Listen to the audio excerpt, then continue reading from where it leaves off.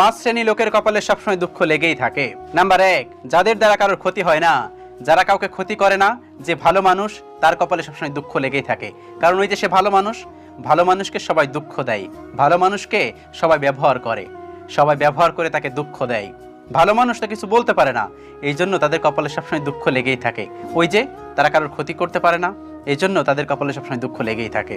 Number 2, যারা সত্যবাদী, যারা সত্যবাদী তাদের কপালে সবসময় দুঃখ লেগেই থাকে। কারণ এই পৃথিবী অসৎ মানুষগুলোকে পছন্দ করে, সৎ মানুষগুলোকে পছন্দ করে না।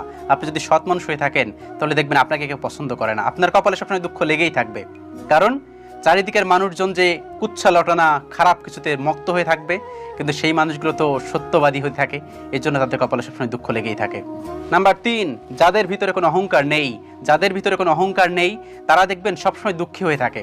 কারণ তাদেরকে সবাই ঠকায়, তাদের ভিতরে তো কোনো অহংকার নেই, তারা তো কিছু বলতে পারে না, তারা তো কুচ্ছা লটানা করতে পারে না,